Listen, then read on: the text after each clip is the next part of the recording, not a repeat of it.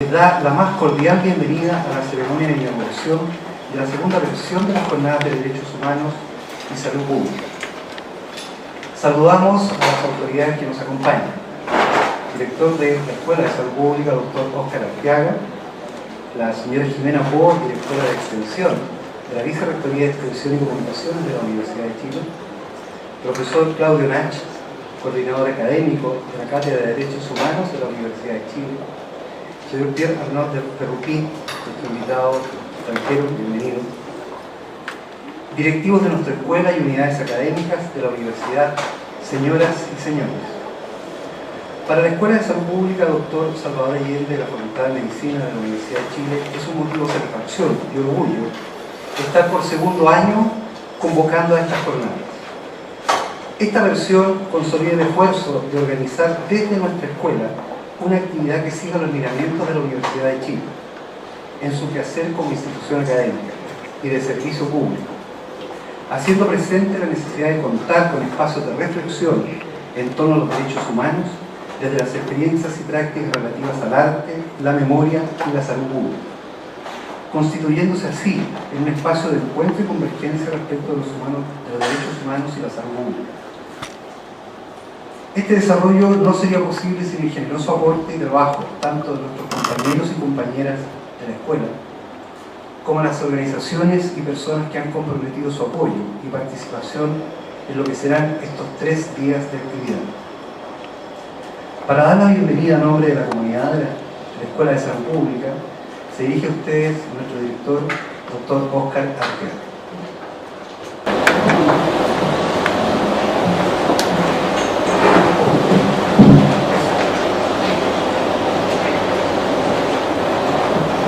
Muy buenos días a todos y todas. ¿Se escucha bien? ¿Sí? Quiero partir saludando en primer lugar a las autoridades que nos acompañan y que contribuyen a darle realce a esta segunda jornada, como ya se ha explicado. La profesora Jimena Poor, directora de Extensión de la Vicerrectoría de Extensión y Comunicaciones de la Universidad de Chile. Muchas gracias por estar con nosotros. Al profesor Claudio Nach, coordinador académico de la Cátedra de Derechos Humanos de la Universidad de Chile. Muchas gracias, profesor Nach. Ayer tuvimos la oportunidad de poder tener un coloquio previo a la jornada. Y por supuesto, queremos dar una muy cordial bienvenida a Pierre Arnaud, director del equipo europeo internacional del Centro de Acción Laica de Bélgica, que ha hecho un largo viaje para acompañarnos en esta jornada. Y a todos ustedes que nos acompañan esta mañana, no puedo dejar de decirles que en nombre de la Escuela de Salud Pública, que forma parte de la Facultad de Medicina de esta Universidad de Chile, que es la principal universidad pública del país, y que pertenece al Estado, por tanto, bueno, solo les puedo decir que su casa no más llega. Los derechos humanos se definen como derechos inherentes a la naturaleza de las personas, sin distinción de nacionalidad, lugar de residencia, sexo, origen nacional o étnico, religión, lengua, orientación sexual o cualquier otra condición que resultan esenciales para vivir como seres humanos en pleno derecho de acuerdo a las Naciones Unidas. Su vinculación con el campo de la salud pública es manifiesta en la declaración cuando se señala que, comillas, toda persona tiene derecho a un nivel de vida adecuado que le asegure, así como a su familia, la salud y el bienestar, en especial la alimentación, el vestido, la vivienda, la asistencia médica y los servicios sociales necesarios. Tiene asimismo derecho a los seguros en caso de desempleo, enfermedad, invalidez, viudez, vejez, u otros casos de pérdida de su medio de subsistencia por circunstancias independientes de su voluntad, o que desde la doctrina de la seguridad social llamamos estados de necesidad. El reconocimiento de estos derechos en lo cotidiano de nuestras vidas vidas es una tarea permanente que nos contacta con nuestro pasado, con aquellos sucesos cuyos efectos permanecen, que forjan nuestra identidad y que vuelven desde el ejercicio de la memoria. Quisiera en este sentido relevar la razón por la cual como Escuela de Salud Pública nos hemos motivado a hacer por segundo año estas jornadas de derechos humanos y salud pública. La salud pública, dentro de una facultad de medicina cuyo quehacer fundamental gira en torno a la formación de futuros profesionales de la salud, probablemente hace una contribución que es poco conocida en el contexto más global de la sociedad. Porque la sociedad lo que reconoce en torno al tema de la salud básicamente es la vinculación de los profesionales individuales con las personas individuales. Eso es en general el rol que pensamos que tienen los médicos, las enfermeras, las matronas, los distintos profesionales de la salud. Sin embargo, cada uno de estos individuos vive en un conjunto social que conforma la sociedad. Y ahí es donde nace la contribución de la salud pública, cuyo enfoque disciplinario, a diferencia de lo que pudieran ser las ciencias médicas más tradicionales, centra su análisis ya no en el individuo, sino que en la población. Eso es lo que constituye la identidad que le da sentido disciplinar a la salud pública. Y le interesa la población en una doble dimensión. Por una parte, lo que son las necesidades y problemas de salud que tiene la población y que están condicionados por una serie de factores que, como recién señalaba, determinan en lo cotidiano el nivel de salud de las poblaciones. A esos factores que son lo que podríamos definir como factores sociales en lo que transcurre la vida diaria de las personas, que llamamos determinantes sociales de la salud, finalmente se expresan en que cada uno de ellos puede tener un efecto en términos de determinar el nivel de salud de la población, y algunos de ellos por sí solos, como aquellos que están vinculados a la posición socioeconómica, determinan desigualdades sociales de salud, y otros tienen un efecto que modula la exposición o la vulnerabilidad de las personas frente a determinados datos. Pero la salud pública no se acaba en eso. O sea, también la salud pública tiene otro pilar, que es cómo nosotros, como sociedad, organizamos la respuesta social frente a esos problemas de salud y en todo el mundo de los sistemas y servicios de salud, que tiene que entenderse dentro del contexto más amplio de la seguridad social.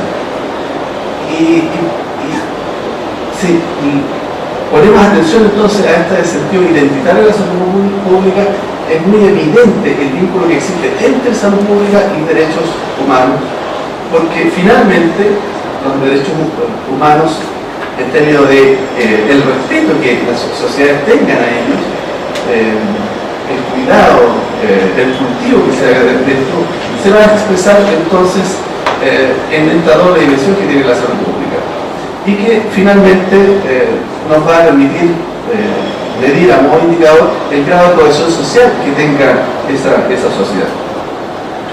Y lo que hemos visto y lo que hemos aprendido en las últimas décadas es que en la medida en que las sociedades son más cohesionadas, el nivel de salud de la población aumenta. Al revés, cuando las sociedades son menos cohesionadas, lo que ocurre es que la salud, el nivel de salud de esa población se ve afectado. Entonces, el vínculo que hay entre salud pública y derechos humanos es un vínculo muy íntimo, muy importante, y respecto al cual entonces nos parece que es muy fundamental que reflexionemos de modo que podamos tomar de conciencia de todas las dimensiones que afectan esta relación y en función de ello ir contribuyendo al desarrollo de políticas públicas que lo fortalezcan. La Escuela de Salud Pública es especialmente sensible a este tema porque en los tiempos de la noche negra que vivió nuestro país durante la dictadura militar, la propia Escuela de Salud Pública sufrió sufrió los embates de la intolerancia, del no respeto a los derechos humanos. Y una proporción importante de su comunidad académica sufrió en carne propia el no respeto a los derechos humanos. Y eso evidentemente que significó que el propio desarrollo académico de esta comunidad académica se viera afectado, y ha significado un esfuerzo muy importante de toda nuestra comunidad en poder recuperar esa senda de desarrollo académico en la que la escuela venía y que se vio truncada por esta situación que vivió nuestro país. Entonces, en el contexto de todos estos antecedentes, a nosotros nos ha parecido muy importante relevar esta relación y poder desarrollar el año pasado ya una primera jornada y repetir este año esta segunda jornada. Hay un cambio cualitativo muy importante entre la jornada del año pasado, algunos de ustedes probablemente participaron, que fue un primer esfuerzo bastante más modesto que el presente, y dado el éxito que se tuvo el año pasado, el equipo organizador de la jornada decidió dar este salto, que es un salto de calidad en términos de la organización, de la profundidad con que queremos reflexionar sobre los temas que están propuestos para este año, y que desde la dirección de la escuela hemos apoyado con el mayor entusiasmo. Quiero, en definitiva, desear a todos los participantes que tengamos unas jornadas muy provechosas, de mucha reflexión, que nos permita identificar nodos que debamos abordar a través de distintas iniciativas que nos permitan seguir fortaleciendo entonces esta relación tan relevante, ¿no?, entre salud y derechos humanos, que, como decía en forma previa, están tan íntimamente vinculados. Deseo el mayor éxito a las distintas actividades que van a ocurrir durante estos 3 días, y quiero agradecer al equipo organizador por todo el esfuerzo que han hecho para hacer esto posible. Muy bienvenidos nuevamente a todos y todas, y espero que sea estos 3 días un espacio de mucho encuentro, en el que además podamos fortalecer vínculos de relación entre nuestras distintas instituciones, particularmente, diría yo, al interior de la propia universidad, que hace bastante falta nos hace. Muchas gracias.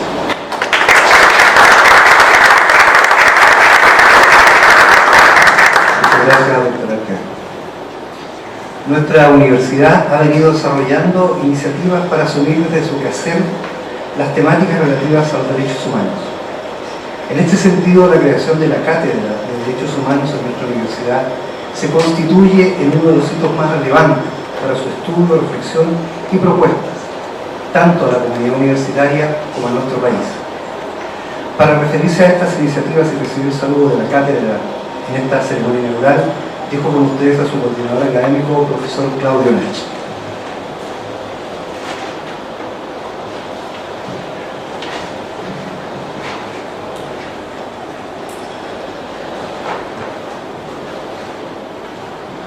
Muy buenos días, señor director de la Escuela de Salud Pública de la Universidad de Chile, doctor Salvador Allende, autoridades, miembros del comité organizador, amigos y amigas.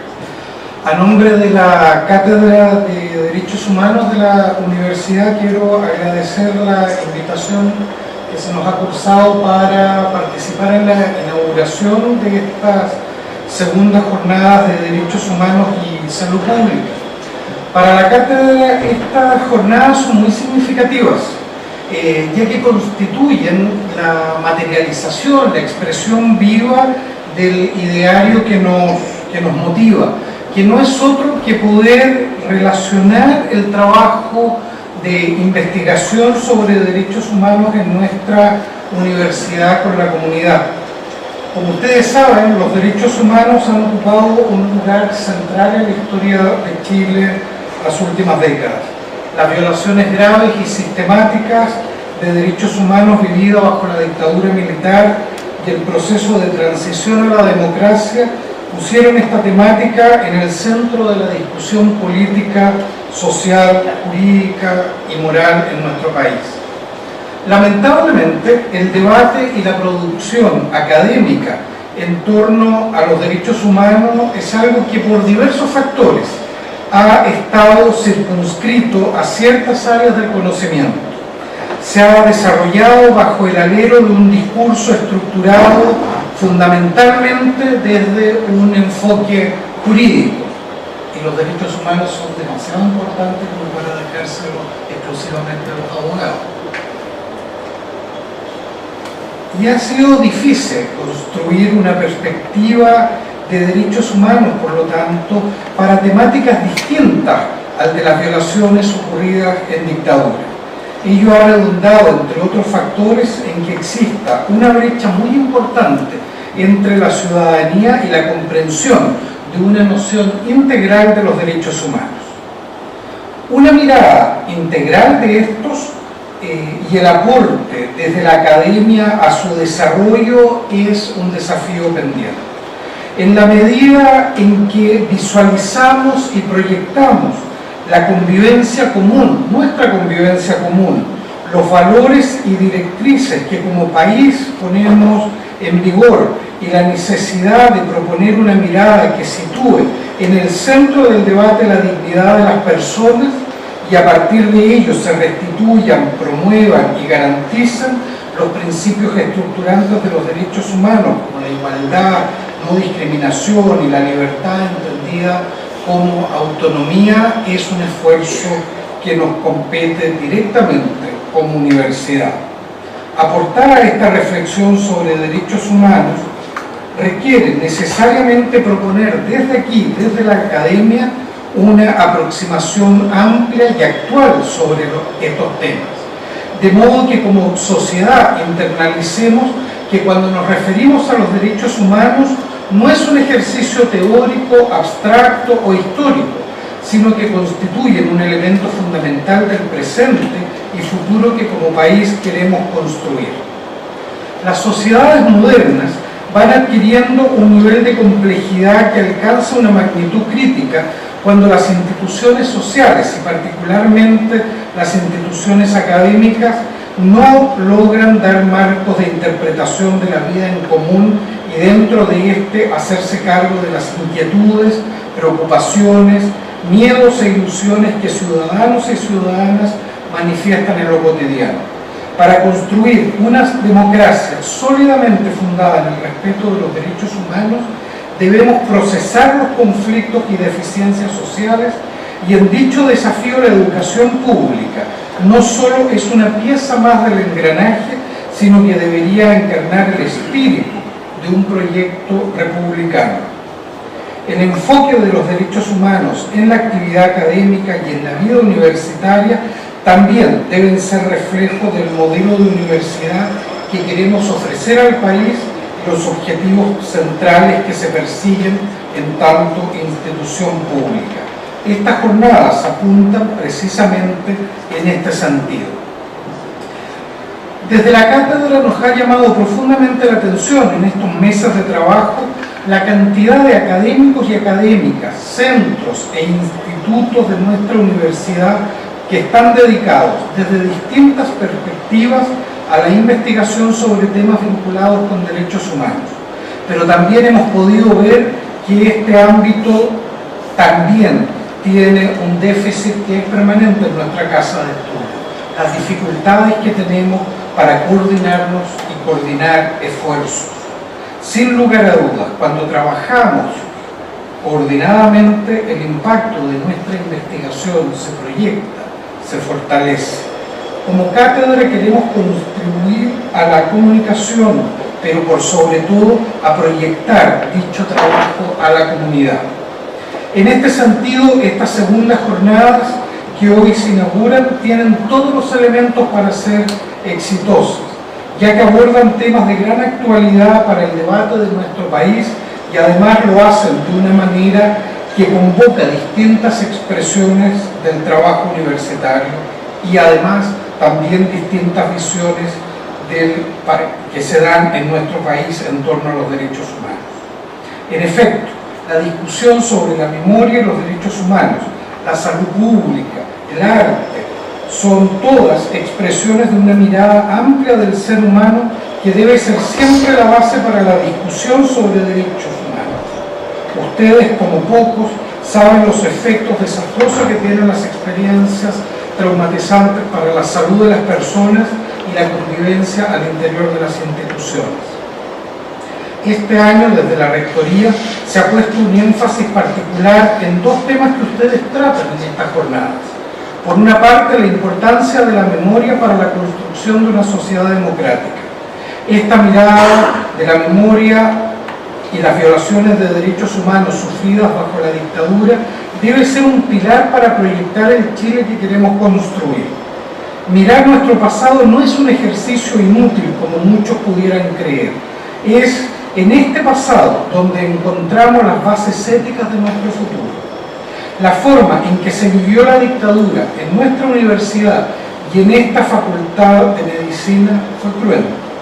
De esa experiencia tenemos que sacar lecciones sobre la necesidad del respeto a la diferencia como sustento de la convivencia universitaria y proyectarla a la convivencia nacional. Por otra parte, esta obligación de respetar al otro nos proyecta al segundo tema que quiero destacar de vuestra jornada, la migración. No hay duda que el tema de las personas que han emigrado a nuestro país ha pasado a ser una materia ineludible de la agenda de los derechos humanos. Aquí tenemos un desafío compartido: cómo garantizar el acceso a la salud de todas las personas que están bajo la jurisdicción del Estado.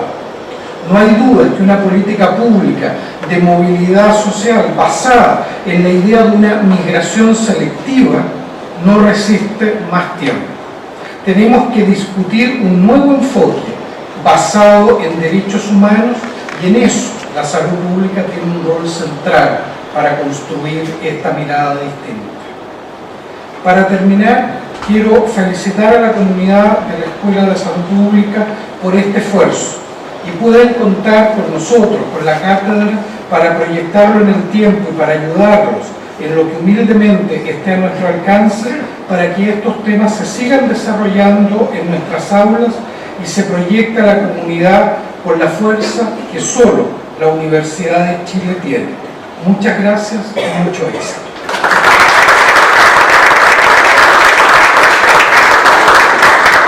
Muchas gracias. Bueno, continuamos con nuestro programa.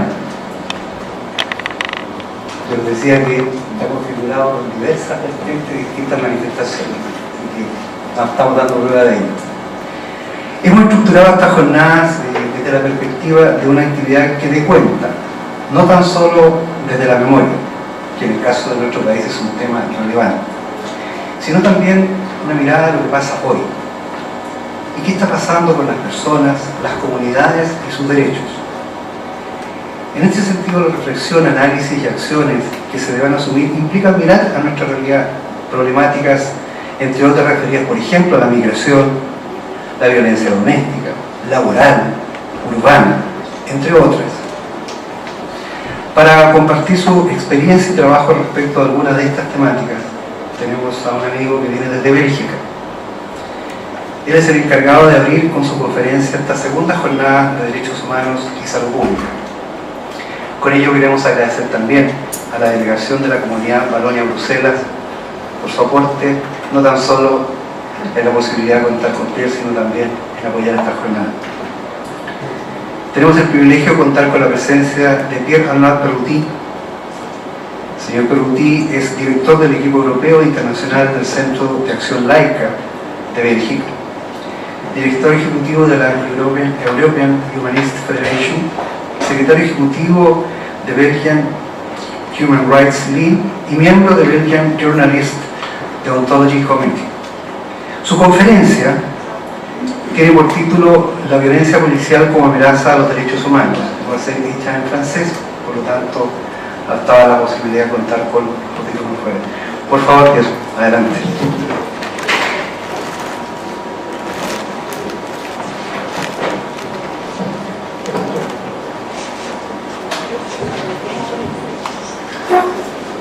Hola a todas y todos, gracias por su invitación. Estoy muy feliz de estar hoy aquí con ustedes. Tengo un gran afecto por América Latina en general, que es quizás la región del mundo para mí donde la cultura política en la sociedad y la poesía, la música y todos los artes están muy vinculados, ligados. Soy demasiado joven para haber conocido el golpe de Estado, pero en mi casa mi padre hablaba de la dictadura en Chile, de Neruda, de Víctor Jara, de Allende naturalmente, y la universidad que me formo, la ULB en Bruselas, participó activamente en la acogida de refugiados chilenos.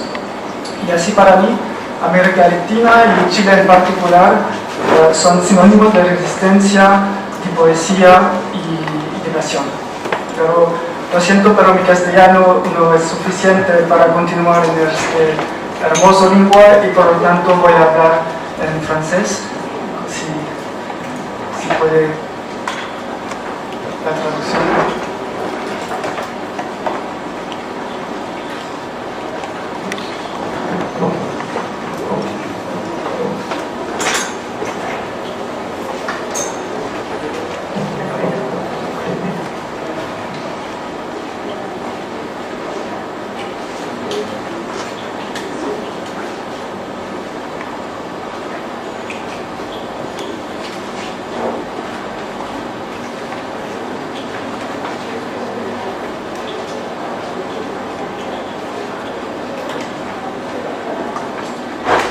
Listo? Bien, j'espère que la traduction fonctionne. Encore une fois, merci pour votre invitation. On a à peu près 1 heure à passer ensemble sur ce thème difficile mais important que sont les violences policières. Alors, ce que je suis venu partager avec vous aujourd'hui, c'est avant tout une expérience de juriste spécialisé en droits de l'homme, mais aussi une expérience de militant dans une ONG qui lutte contre ce phénomène, en espérant que notre expérience fasse écho, puisse peut-être inspirer certaines positions, ou fasse écho en tout cas aux problèmes que vous connaissez au Chili sur cette question. Et peut-être vous dire aussi que pour moi, les moyens légaux et militants ne sont pas séparés, mais au contraire se renforcent mutuellement. À la fois, un cadre légal et des actions juridiques sont nécessaires, et en même temps, des moyens militants de la société civile sont tout aussi nécessaires pour ensemble progresser sur cette question difficile. Alors avant de commencer, je voudrais faire 2 no funciona.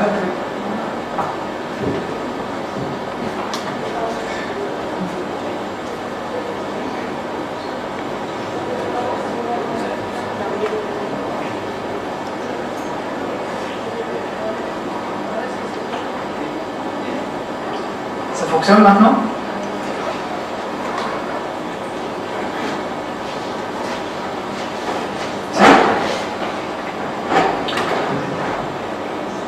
Ça n'a pas été traduit ce que j'ai dit. C'est ce que j'ai dit. Non, ok. Je recommence. Donc, je disais, pour faire plus court, je disais que je suis ici aujourd'hui pour partager avec vous une expérience de lutte contre les violences policières, à la fois une lutte en tant que juriste spécialisé sur les droits de l'homme, les droits humains, mais aussi comme militant dans une association, dans une ONG qui lutte pour les droits de l'homme. Et je disais que les procédures juridiques et les procédures militantes se renforcent l'une l'autre et il ne faut pas les voir pour moi comme 2 choses séparées. Si? Ouais. Donc avant de commencer, je voudrais vous faire 2 remarques préliminaires. La première, c'est que je vais vous parler de violence policière aujourd'hui dans le cadre d'un état de droit. Bien sûr, il y a de la violence sous la dictature, vous le savez mieux que personne, mais ce dont je vais vous parler aujourd'hui, c'est dans le cadre de l'état de droit. Sous dictature, c'est encore autre chose. Et même dans le cadre de l'état de droit, il n'y a aucun pays qui échappe à la question de la violence policière. En Europe, certainement, en Belgique, je vous ai en parlé, en France, encore si vous avez suivi l'actualité, il y a 2 jours, il y a eu des violences policières à Paris, mais dans tous les pays européens, bien sûr aux États-Unis, vous savez que la violence policière américaine est extrêmement forte, en particulier contre les Nord-Américains, et aussi en Asie, mais aussi en Amérique latine et au Chili, bien sûr. Donc première chose, je vais en parler dans le cadre de l'état de droit. Et la deuxième remarque préliminaire, c'est que je pense qu'on ne doit pas mettre tous les policiers dans le même sac, comme on dit en français, c'est-à-dire qu'il y a des policiers qui font très bien leur travail, forcément, comme dans tout groupe social. Mais pour autant, ça n'empêche pas qu'il y a un vrai problème de violence policière en Belgique, dans d'autres pays, au Chili notamment, et que cette violence est parfois institutionnelle. Ce n'est pas seulement le fait de quelques individus isolés, mais que parfois il y a un contexte favorable qui crée les possibilités de cette violence. Alors en démocratie, le rôle de la police avant tout, c'est de protéger les citoyens, mais aussi de faire respecter les lois, l'ordre public, y compris le respect des droits de l'homme et des libertés fondamentales. Donc une première nécessité en démocratie, c'est d'avoir une loi qui encadre les forces de police. En Belgique, on a une loi de 1992 qui dit, l'article 1 de cette loi dit, je vous le lis, c'est très court, « Dans l'exercice de leur mission de police, les services de police veillent au respect et contribuent à la protection des droits individuels ainsi qu'au développement démocratique de la société. » Donc le premier rôle de la police, c'est défendre la société et défendre les droits individuels, les libertés publiques. Parfois on a tendance à oublier ça. Ce qui veut dire que les droits de l'homme pour la police sont à la fois l'objectif et le cadre. L'objectif parce que c'est ça qu'ils doivent protéger, mais c'est aussi un cadre contraignant dans lequel ils doivent s'inscrire, dans lequel ils doivent travailler. En travaillant, ils doivent respecter les droits fondamentaux. Et pour remplir cette mission importante, on dit d'habitude que la police a le monopole de la violence légitime. Ça veut dire que la police peut avoir recours à la violence dans certaines conditions. Et je vais vous donner les 4 conditions fondamentales en Belgique qui existent. Ce sont 4 conditions cumulatives, c'est-à-dire les 4 conditions doivent être remplies pour qu'on puisse recourir à la violence. La première, c'est que la violence doit poursuivre un objectif légitime. Ça va de soi, c'est assez évident. La deuxième condition, c'est que cet objectif légitime ne peut pas être atteint autrement. Ça veut dire qu'il faut d'abord chercher un autre moyen que la violence pour remplir l'objectif. C'est seulement s'il n'y a pas d'autre moyen qu'on peut avoir recours à la violence. Troisièmement, cette violence doit être exercée avec une force raisonnable et proportionnée. Cette idée de proportionnalité est très importante. Et quatrièmement, normalement, avant d'utiliser la violence, il faut un avertissement. C'est-à-dire que les forces de police doivent avertir que la violence va être utilisée. Cette quatrième condition, il y a parfois des exceptions. Mais les 3 premières conditions, il n'y a jamais d'exception possible en droit belge. Alors, si on parle d'une violence encore plus particulière qui est l'utilisation d'armes à feu, non seulement ces 4 conditions sont nécessaires, mais on ajoute 3 conditions supplémentaires pour utiliser des armes à feu parce qu'elles sont évidemment très dangereuses. D'une part, les 3 cas possibles où on peut utiliser les armes à feu, c'est la légitime défense, l'absolue nécessité en cas de flagrant délit et l'absolue nécessité pour protéger la vie d'autres personnes. Donc ça fait beaucoup de conditions, en théorie en tout cas, beaucoup de conditions avant que les policiers puissent utiliser la violence. Donc une loi nationale qui encadre, ça c'est la première nécessité. Deuxième nécessité, c'est de tenir compte des conventions internationales qui s'appliquent à tous les pays, par définition, en particulier le droit à la vie, bien sûr, mais aussi et surtout, et je vais en parler plus longuement, l'interdiction de la torture, des traitements inhumains et dégradants. Il y a beaucoup de conventions internationales qui protègent ce droit. Le droit à ne pas subir de torture ou de traitements inhumains et dégradants. L'article 5 de la Déclaration universelle des droits de l'homme, l'article 3 de la Convention européenne des droits de l'homme, aussi l'article 7 des pactes internationaux sur les droits civils et politiques de 1966. Bien sûr l'article 5, 1 et 2 de la Convention interaméricaine des droits de l'homme, mais aussi la Convention de 1984 de l'ONU sur la torture. Donc ça fait beaucoup de textes internationaux qui protègent ce droit. Encore faut-il voir évidemment comment c'est appliqué concrètement sur le terrain. Je voulais partager avec vous le système de la Convention européenne des droits de l'homme, qui a en partie servi d'inspiration pour le système de la Cour européenne, de la Cour interaméricaine des droits de l'homme, comme vous le savez. Pour vous dire que l'interdiction de la torture dans le système de la Convention européenne est une interdiction absolue. Il y a certains droits qui peuvent être limités, vous le savez, mais l'interdiction de la torture, c'est une interdiction absolue. Ça veut dire que même pour le pire des terroristes, la police, l'État, n'a pas le droit de torturer. Jamais. Même dans les circonstances les plus extrêmes. Et il y a un fameux arrêt qui s'appelle Selmouni contre France, qui a condamné la France en 1999 pour dire que tout usage de la force sur une personne qui est privée de liberté viole l'article 3, viole l'interdiction de la torture. C'est-à-dire que dès qu'une personne est privée de sa liberté, la police l'a en son contrôle, et à partir de ce moment-là, tout usage de la force n'est en fait pas nécessaire, c'est ce que dit la Cour. Puisque ce n'est pas nécessaire, ça constitue un traitement inhumain et dégradant, et donc l'État peut être condamné. C'est très fort comme affirmation. Ça fait, donc en 99, ça fait 20 ans que ça a été dit, mais plus de 20 ans, et c'est utilisé encore très souvent. Ça vaut pour les brutalités commises lors d'une arrestation, mais aussi lors des expulsions d'étrangers, par exemple, la détention dans les prisons. Donc c'est un article qui s'applique très largement. Donc cet article 3 est très important pour ça, pour cette interdiction générale, mais il y a un autre élément qu'on oublie souvent de l'article 3, c'est qu'il impose une obligation aux États, une autre obligation, qui est de faire une enquête indépendante et impartiale en cas d'allégation sérieuse de torture commise par les forces de l'ordre. Ça veut dire que s'il y a des raisons sérieuses de penser que des policiers ou d'autres agents de l'État ont torturé, l'État a l'obligation de conduire une enquête sérieuse qui mène jusqu'au bout à l'identification, à la traduction en justice et éventuellement à la condamnation des personnes qui ont commis ces actes. Et c'est une obligation qui est reprise aussi, donc ça c'est la Convention européenne des droits de l'homme, mais cette obligation est aussi reprise dans la Convention de 1984 contre la torture. Je ne sais pas si le Chili l'a ratifié, je n'ai pas vérifié. Est-ce que le Chili a ratifié cette Convention internationale contre la torture? Oui, ok. Donc c'est une obligation pour le Chili aussi international de conduire une enquête sérieuse permettant d'identifier les auteurs de ces faits.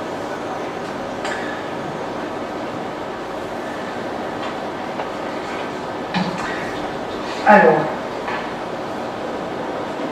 la question c'est quelles sont les conditions d'un réel contrôle démocratique sur la police. La première chose, c'est, je vous l'ai dit, il faut bien sûr une loi qui encadre l'usage de la force, les conditions de proportionnalité dont je vous ai parlé.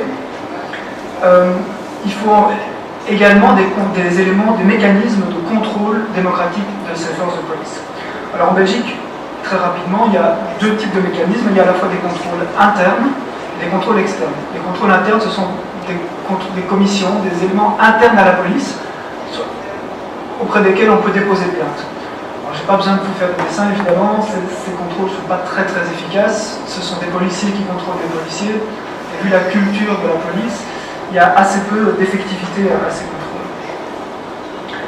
Une des premières difficultés, par exemple, quand quelqu'un a subi des violences dans un commissariat de police, il retourne au même commissariat de police pour porter plainte.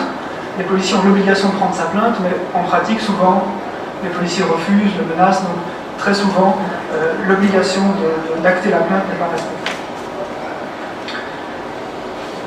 Plus intéressant, on a un comité externe en Belgique qui s'appelle le comité de paix, pour police, qui est un organe en fait du Parlement. C'est un organe externe à la police, qui a normalement plus d'indépendance, qui est rattaché à la Chambre des représentants, et les dirigeants ne sont pas policiers. Le problème, c'est que les personnes qui enquêtent pour ce comité, elles sont des policiers, qui sont détachés au comité, et qui après être détachés pendant 2, 3, 4, 5 ans, retournent dans leur corps de police. Du coup, la question de l'indépendance est très relative, évidemment. Si les enquêtes sont faites par des policiers contre des policiers, ça soulève encore pas mal de problèmes. Et un comité de l'ONU a dit ça, a affirmé ça, que des doutes subsistent encore sur l'indépendance et l'objectivité du comité de paix, sur la capacité à traiter les plaintes dans la transparence. Donc, pour qu'il y ait un contrôle effectif, il faut des mécanismes de contrôle, il faut une possibilité de porter plainte aussi, de porter plainte devant des tribunaux civils, évidemment. Je sais que la question est sensible au Chili, mais quand une violence s'exerce par un policier contre un civil, ou par un civil contre un policier d'ailleurs, ces affaires doivent être traitées par des tribunaux civils, pas par des tribunaux militaires, évidemment. Enfin, pour moi, évidemment, mais je sais que c'est loin d'être évident partout. L'autre condition nécessaire pour qu'il y ait un vrai contrôle, c'est un traitement effectif des plaintes. Donc il faut pouvoir déposer plainte, il faut que les plaintes soient traitées, il faut que le parquet suive, il faut qu'il y ait une volonté de poursuivre les policiers. Plusieurs fois en Belgique, les parquets ont laissé courir les délais de prescription. Ce qui veut dire qu'une fois qu'éventuellement on a rassemblé toutes les preuves et qu'on pouvait renvoyer la personne devant le tribunal, trop tard. Pas de chance, les délais de prescription étaient passés. Et le dernier maillon de la chaîne qui est nécessaire, c'est que si on a respecté le délai de prescription et qu'on arrive devant le tribunal civil, il faut encore que les juges aillent jusqu'au bout du processus et condamnent les policiers. Or, on se rend compte que les rares condamnations qui existent en Belgique, même en France, sont très très clémentes, très douces pour les policiers. À faits égaux, donc si un civil commet des faits, des coups et blessures de la même gravité sur quelqu'un d'autre, la condamnation sera beaucoup plus haute que pour un policier qui commettrait les mêmes faits contre un civil. Donc voilà, ça fait beaucoup de conditions pour qu'il y ait un contrôle effectif démocratique sur les forces de police, d'autant que toutes ces conditions se cumulent évidemment. C'est une chaîne d'éléments, et si un des éléments ne fonctionne pas, on arrive à un système d'impunité, ou on arrive en tout cas à un contrôle déficient de la police. Alors qu'est-ce qu'on constate? Et là je parle de l'expérience belge, je me doute qu'une partie se retrouve ici au Chili aussi. Qu'est-ce qu'on a constaté de manière récurrente? Beaucoup de violences physiques, des coups de policiers, des mauvais traitements divers et variés, l'imagination humaine pour infliger des mauvais traitements assez semblables et sans limite, des violences de coups avec des matraques, des violences sexuelles, des tortures, enfin tous les styles, mais aussi des violences verbales, bien sûr, des intimidations, des menaces, des insultes racistes, tout ça est connu. Un autre constat récurrent, c'est les répressions trop fortes dans les manifestations. Je sais que c'est un problème ici aussi, on en a un exemple il y a quelques jours à Paris. Et aussi un autre gros problème récurrent, c'est l'enfermement et l'expulsion des étrangers. On se rend compte en Belgique que quand les migrants sont détenus dans des centres pour migrants et ensuite expulsés par la police, il y a une sorte de trou noir sans contrôle démocratique avec beaucoup de violence qui s'exprime. Or, le problème, c'est qu'il y a très peu de chiffres officiels disponibles, très peu de statistiques sur ces violences. On dispose de peu d'éléments fiables pour avoir une image réelle du phénomène, pour prendre la mesure du phénomène. Et le comité P dont je vous parlais tout à l'heure, cet organe indépendant, fait des rapports, pas chaque année, mais il fait des rapports, mais le problème, c'est qu'il ne comptabilise que les plaintes qui parviennent jusqu'à lui.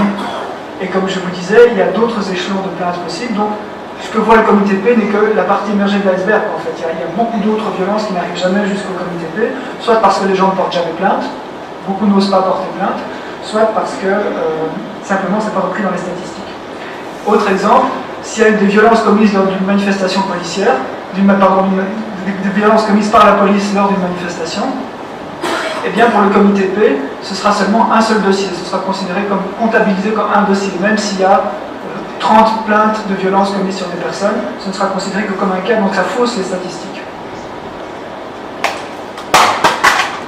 Et donc la Ligue des droits de l'homme a décidé de réagir parce qu'on recevait très régulièrement des plaintes de personnes qui ont été victimes ou témoins de violences policières. Et on s'est un peu demandé ce qu'on pouvait faire, outre les aider, les accompagner dans des plaintes judiciaires. On s'est dit que ça ne suffisait peut-être pas.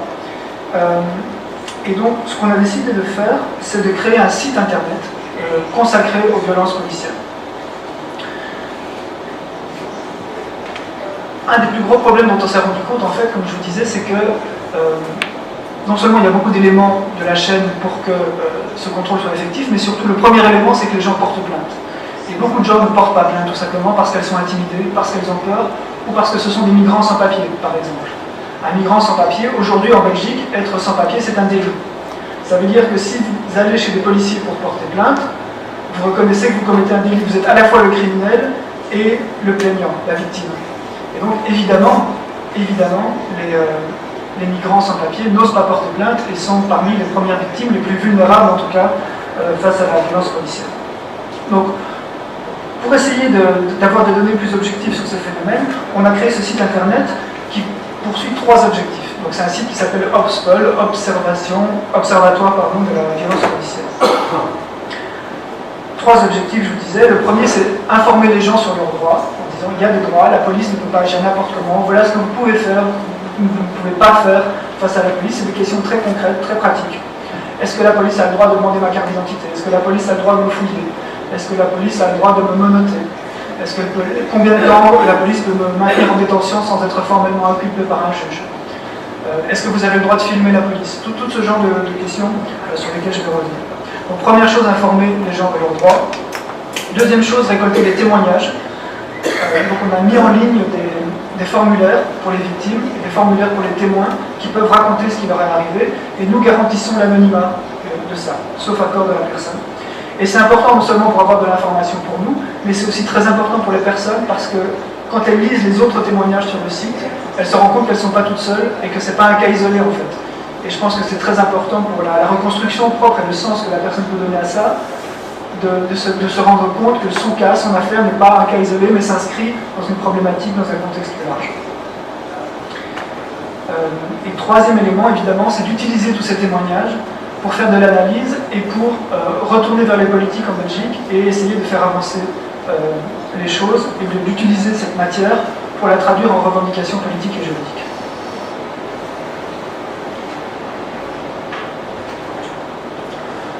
Bon, pour être honnête avec vous, la première réaction des policiers à l'existence de ce site a été très très mauvaise.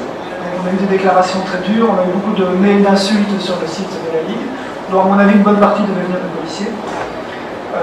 Le président du principal syndicat de la police a parlé dans les journaux, il disait que ce site était un acte de défiance injurieux à l'égard des policiers. Bon, par la suite, ça s'est un peu calmé, on a pu rencontrer la ministre en charge, et surtout, en tout cas, certains policiers parmi les dirigeants ont commencé à comprendre que c'était peut-être aussi dans leur intérêt de montrer qu'ils s'attaquaient au problème et de ne pas le nier totalement, parce que c'est un problème qui est difficile à nier de toute façon.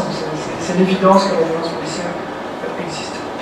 Alors, après une année d'existence, quel était le bilan? Donc ça, on l'a créé à la fin 2013, on a fait l'exercice fin 2014 de voir quel était le bilan après un an. C'est un bilan qui n'est pas évidemment une étude scientifique, mais qui donne une image intéressante. On a eu un peu plus de 150 témoignages qui ont été entrés sur le site, mais dans ces témoignages, on s'est rendu compte qu'il y avait pas mal de faux témoignages, ou des témoignages pas crédibles. Alors, on a probablement des raisons de penser que parmi les policiers, il y a des gens qui ont soumis des faux témoignages parce qu'en traçant les adresses IP, on se rendait compte de certaines choses, mais on ne peut pas l'affirmer avec certitude. Mais en tout cas, ce qui est sûr, c'est qu'on a écarté beaucoup de témoignages qui étaient pas crédibles, bizarres, qui ne nous paraissaient pas utilisables en tout cas. Et donc, on a écarté plus de la moitié des témoignages. Intéressant de remarquer aussi que le profil des victimes était très diversifié. Le profil était très diversifié, c'était pas seulement des migrants sans papier, dont je vous parlais tout à l'heure, mais c'était monsieur et madame tout le monde, comme on dit en français, c'est-à-dire vous, moi, des gens tout à fait normaux, qui n'ont pas de passé militant particulier, qui ne recourent pas à la violence généralement, qui n'avaient pas de raison, a priori, d'être confrontés à la violence policière. Ça touche aussi toutes les couches sociales, pas uniquement les couches les plus pauvres de la population. On s'est rendu compte aussi que c'était très différencié entre hommes et femmes. Dans les statistiques, il y a 84% c'était des hommes qui avaient été victimes de violences et seulement 16% de femmes. Donc, il y a quand même, sur un an, il y a plus de 20 000 personnes différentes qui sont venues sur le site. On estime qu'il y a à peu près 500 000 pages qui ont été vues. Enfin, les pages ont été vues plus de 500 000 fois au total sur un an, donc ce qui est plutôt pour nous une expérience positive après un an. Alors, quels sont les principaux enseignements de ce qu'on a appris de ces témoignages? Quels sont les principaux problèmes qui ressortent? Et surtout, comment lutter contre ces phénomènes, évidemment. Qu'est-ce qu'on peut faire pour lutter contre ces phénomènes? Le premier problème qui ressort, c'est clairement la difficulté de porter plainte. Si vous avez subi des violences, c'est compliqué d'aller chez les policiers pour porter plainte. Ça peut se comprendre, mais donc nous, le conseil qu'on donne, c'est soit de changer de commissariat de police, soit d'aller trouver un avocat, mais ce n'est pas toujours possible économiquement, soit de porter plainte par écrit. N'importe qui peut envoyer une lettre par écrit au parquet pour porter plainte. Le deuxième problème, et sans doute le problème le plus important sur lequel je vais passer un peu de temps avec vous, c'est le problème de la preuve. La preuve des mauvais traitements, c'est le principal problème pour lutter contre les violences policières. Les personnes subissent des violences, mais on n'arrive pas à les prouver devant les tribunaux. Alors ce problème de la preuve, ça touche à beaucoup d'aspects. Le premier problème, c'est qu'on n'arrive pas à identifier les policiers. Vous subissez des violences, mais une fois que vous n'êtes plus dans le contexte, vous ne pouvez pas dire au juge, vous ne pouvez pas dire aux policiers qui enquêtent qui c'était. Pourquoi? Parce qu'il n'y a pas de nom sur les uniformes de policiers, il n'y a pas de numéro. En tout cas en Belgique, je ne sais pas au Chili. Est-ce qu'il y a un numéro? Est-ce que les policiers sont identifiables au Chili? Oui. Ouais. Ok. Super. En tout cas, pas en Belgique, en tout cas pas pour l'instant. Ce qui veut dire que très souvent, on a du mal à identifier la personne responsable des violences. Et pourtant, il y a un arrêt de la Cour européenne des droits de l'homme de 2011 qui a clairement condamné. Ça fonctionne? On avait appris question. On n'écoute pas.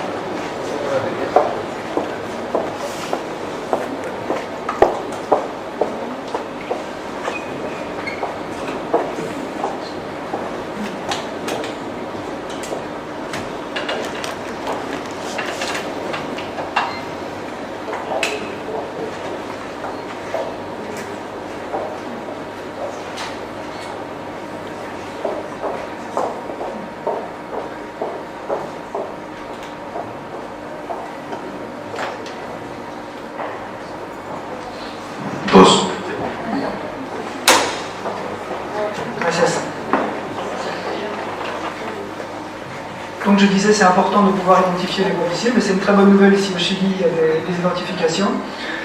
En Belgique, on est seulement en train de changer ça, mais en même temps, la Cour européenne des droits de l'homme avait condamné un pays européen, la Bulgarie, en 2011, parce qu'il n'était pas possible d'identifier les policiers.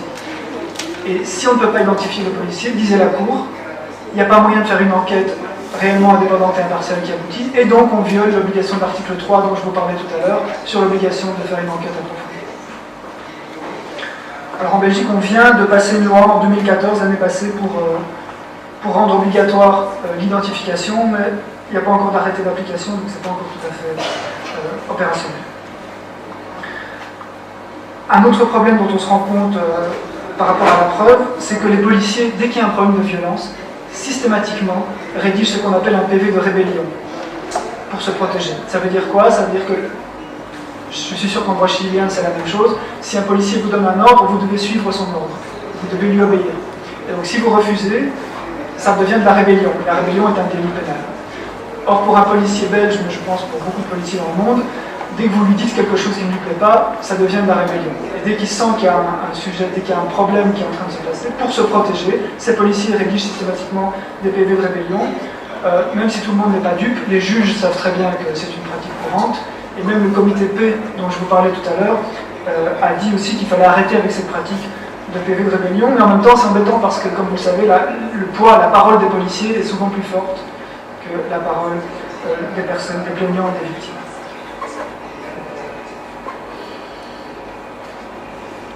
Un troisième problème par rapport à la preuve, c'est l'esprit de corps, ce qu'on appelle l'esprit de corps en français, c'est-à-dire la solidarité entre policiers, la culture de travail entre policiers qui fait qu'il est extrêmement difficile pour un policier de témoigner, de dénoncer les violences auxquelles il assiste, même si lui-même n'est pas d'accord avec ces violences.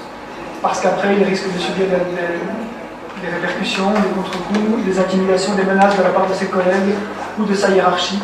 Et donc ça crée un climat qui est très difficile. Alors il y a trois éléments plus particuliers sur la preuve que je voulais partager avec vous parce que je les trouve vraiment intéressants et que surtout les témoignages qu'on a reçus par ce site d'observation de violence font ressortir que c'est des éléments importants. Le premier élément, c'est de savoir si on peut filmer ou photographier la police. C'est un élément évidemment important parce que ça donne un contrôle démocratique sur l'action des policiers. Que parfois ça peut servir d'élément de preuve très important dans les dossiers et ça peut avoir un impact très fort sur la procédure.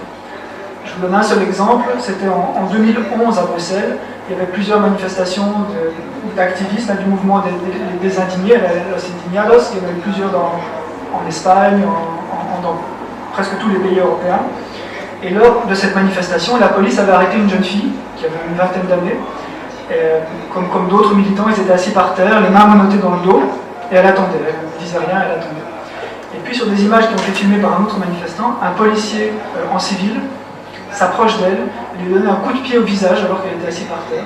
Elle est tombée par terre et a continué à lui donner des coups de pied, et tout ça a été filmé. C'est passé dans les journaux, à la télévision, partout. sur YouTube.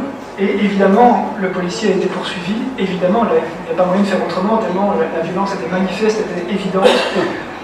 Et le policier a été reconnu coupable de coups et blessures volontaires par le tribunal 2 ans après, en 2013, ce qui était un peu la moindre des choses.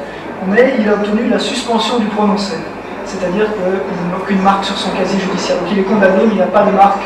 Donc, en droit belge ou français, vous pouvez être condamné, ou bien vous pouvez avoir un sursis, c'est-à-dire que vous ne faites pas la main dans le casier judiciaire, ou bien une suspension du prononcé, c'est-à-dire qu'il n'y a même pas de marque dans le casier judiciaire. Je ne sais pas si c'est la police chilienne qui manifeste.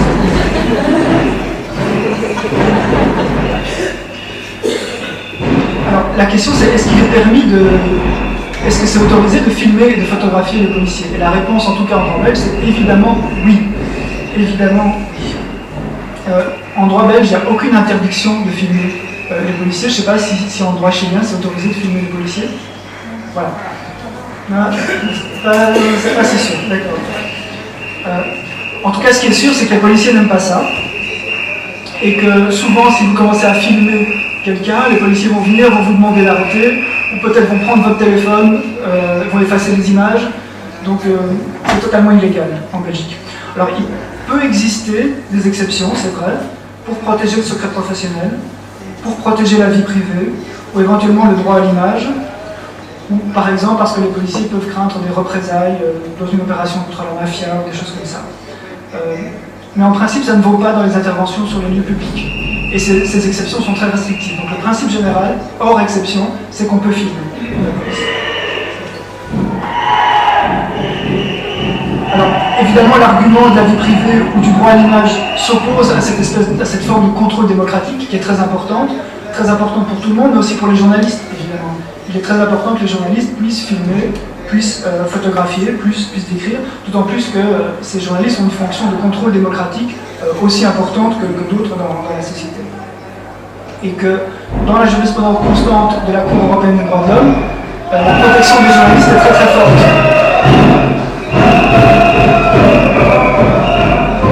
La protection des journalistes est très forte, mais aussi de toute personne qui filme dans les mêmes conditions qu'un journaliste. C'est-à-dire que si vous filmez et que vous diffusez les images, vous bénéficiez du même type de protection qu'un journaliste pour la Cour européenne.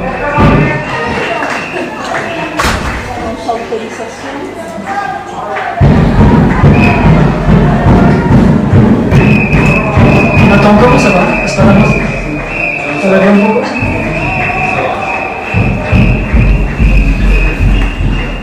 Donc, je vous disais, filmer les policiers, photographier les policiers, c'est un élément très important du contrôle démocratique.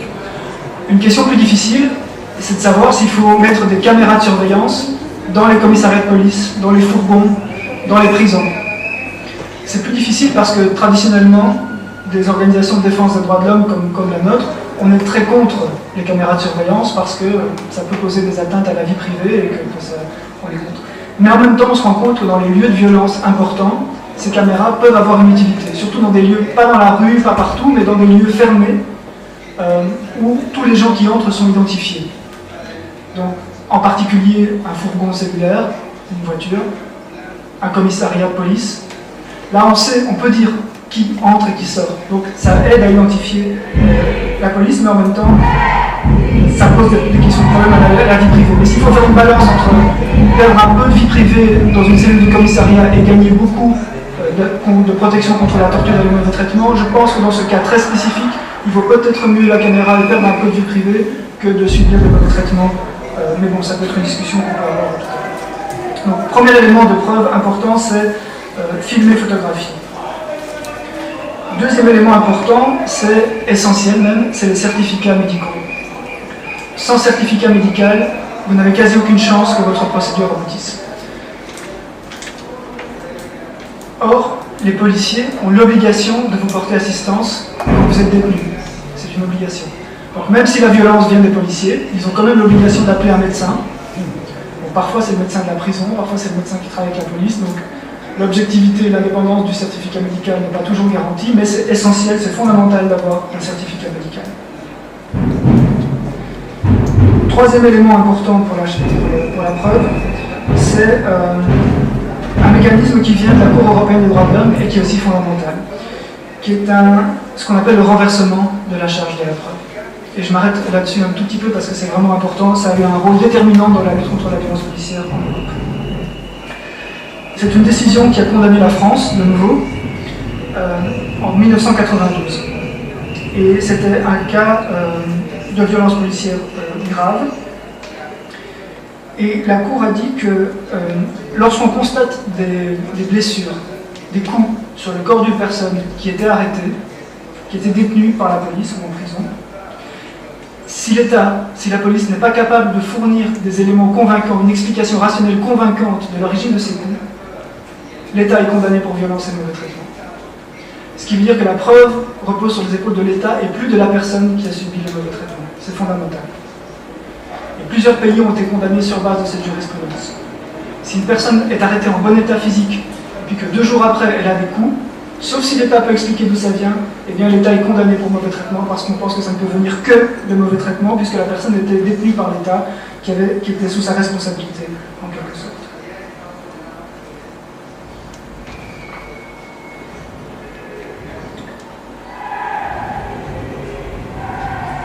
Cette jurisprudence a été confirmée aussi dans un arrêt Selmouni, de nouveau contre la France. Donc la France a été beaucoup condamnée pour les violences policières. C'était un cas d'arrestation en 2001, je pense, de mémoire. C'était quelqu'un qui avait été arrêté dans le cadre d'une enquête de trafic de drogue et qui avait passé 6 jours arrêté en détention. 6 jours, c'est énorme, ça viole complètement le droit français de l'arrestation. Il avait subi plein de violences policières, des tortures, des coups, des violences sexuelles, du viol avec une matraque. Il était tellement couvert de coups que la Cour disait mais ça ne peut venir d'autre chose que de la violence policière. Et devant les tribunaux français, les policiers avaient été condamnés dans un premier temps à des peines assez sévères, et puis la peine avait été très fortement allégée en appel, et puis ensuite la Cour européenne des droits de l'homme avait condamné la France.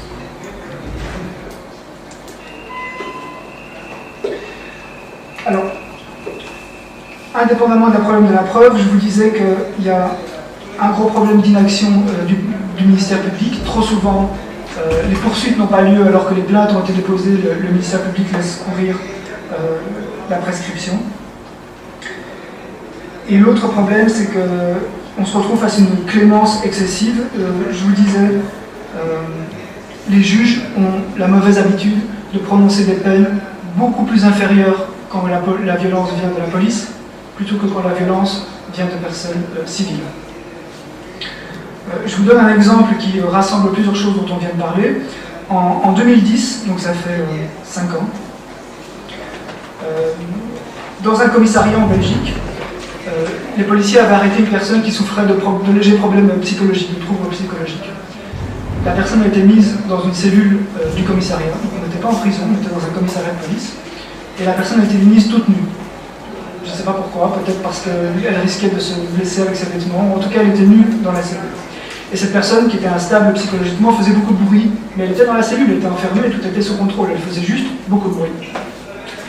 Et par chance, cette fois-là, c'est rare en Belgique, mais il y avait une caméra de surveillance qui surveillait, qui filmait l'intérieur de la cellule. Et au bout de quelques heures, comme le bruit continuait, il y a 4 ou 5 policiers d'une intervention spéciale, donc c'était des brigades d'intervention spéciale, pas les policiers du commissariat, qui sont rentrés dans la cellule, tout ça était filmé par la caméra, qui sont rentrés dans la cellule avec des matraques et qui ont frappé la personne, qui est vite tombée par terre et qui ont continué à la frapper. Au bout de quelques minutes, un médecin a été appelé, il a juste pu constater que la personne était morte. Ça se passait en Belgique en 2010. Donc c'est pour vous dire que ce type de violence existe vraiment partout. Les images ont beaucoup choqué, elles étaient de nouveau sur toute la télévision, sur YouTube, partout. Les policiers ils ont été condamnés à 4 mois de prison avec sursis. C'est rien. Si un délinquant vole une voiture en Belgique, il sera condamné à une peine plus lourde que cette peine-là.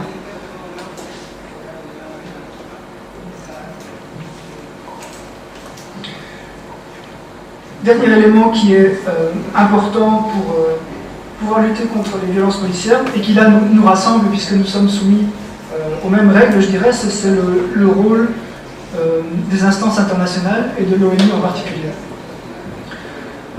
Comme vous le savez, peut-être vous le savez, qu'il y a à partir de la Déclaration universelle des droits de l'homme, un certain nombre de conventions internationales ont été conclues, notamment la Convention de 1984 contre la torture, dont je vous parlais tout à l'heure, notamment la Convention pour l'élimination des discriminations raciales. Et ce qui est intéressant, c'est que l'ONU n'a pas seulement conclu ces conventions, mais aussi prévu des mécanismes de contrôle du respect de ces conventions. Donc il y a des comités à l'ONU qui sont composés d'experts de tous les pays, qui étudient la situation dans les pays, et chaque pays, la Belgique, le Chili, tous les pays, doivent rendre périodiquement un rapport devant ces comités de contrôle de l'ONU. Donc l'État rend un rapport en disant « Moi, État chilien, j'ai bien respecté bien sûr la Convention parce que j'ai fait tout ça, je le fais très bien, je suis un bon élève, ne vous inquiétez pas ». Et ce qui est intéressant, c'est que les organisations internationales ont la possibilité de soumettre des contre-rapports, ce qu'on appelle des shadow reports. Donc je ne sais pas si c'est une chose qui se pratique au Chili, si c'est courant de faire ça, mais c'est très intéressant. Donc nous, comme organisation nationale des droits de l'homme, on le fait systématiquement depuis beaucoup d'années.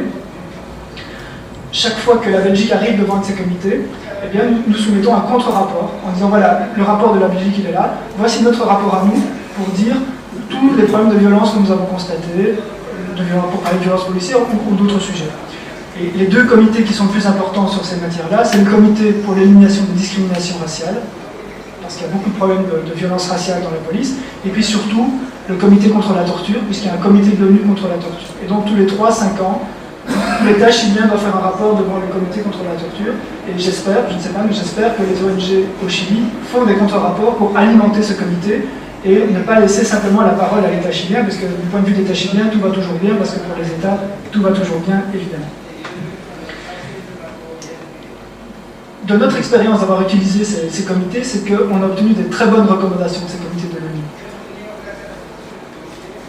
l'ONU. Les comités étaient forts à l'écoute, on se déplaçait, ça suppose de trouver des financements pour se déplacer jusqu'à Genève, parce que c'est là qu'ont lieu les réunions, mais si vous faites l'effort de vous déplacer, vous êtes entendu par le comité séparément de l'État, et l'État, du coup, c'est très intéressant pour les experts aussi, puisqu'ils entendent un discours contradictoire, ils écoutent les autorités de l'État, mais ils entendent aussi le discours des ONG. Et très souvent, les recommandations que ces comités adressent ensuite au pays, qu'on a obtenues, sont excellentes. Très souvent, elles ont été très critiques de la Belgique.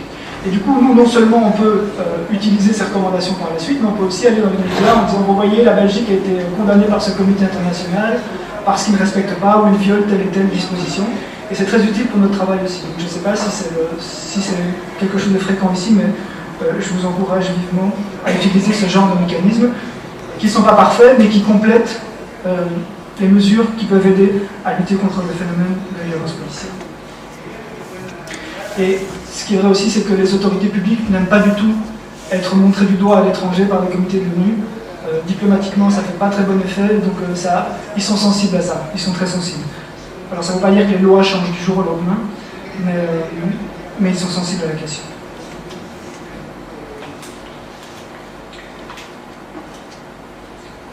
Alors en conclusion, je voulais vous dire que pour moi la violence policière ça comprend de nombreux aspects, je vous l'ai dit, et qu'il n'y a pas de solution unique, qu'il faut agir sur plusieurs fronts à la fois, ce qui fait que c'est compliqué d'arriver à une solution cohérente, qu'il y a tellement d'éléments qui doivent être en place pour prévenir et puis pour réparer les violences, qu'il suffit qu'un de ces éléments ne fonctionne pas pour que la machine se grippe et que le contrôle ne soit plus effectif.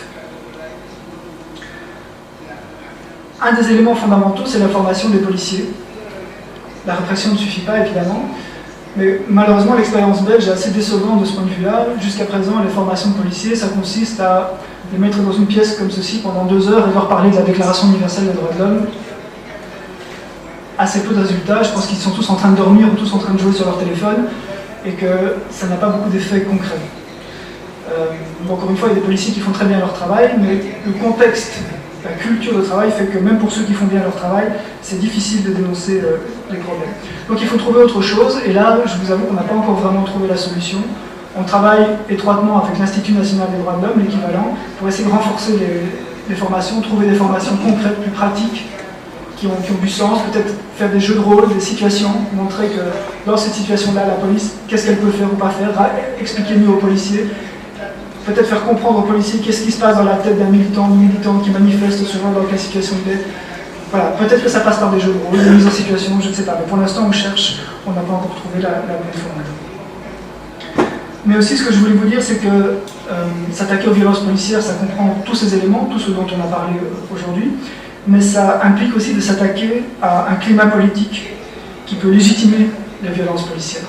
Parfois, dans le discours des politiques, des responsables, on a une trop grande tendance à excuser la violence des policiers ou à la justifier par la violence qui se trouve dans le camp d'en face. Or, les policiers sont des gens qui sont entraînés pour faire face à la violence. Ils font un métier difficile, c'est incontestable, mais ils sont entraînés pour pouvoir répondre à la violence. Et la réponse à la violence n'est pas forcément de la violence. La réponse à la violence est de contenir la violence, de la limiter le plus possible. Ce n'est pas de répondre au même degré ou d'augmenter le degré de violence.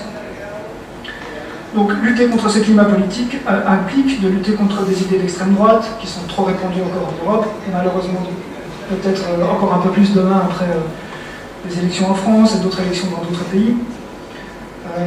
Lutter contre le racisme,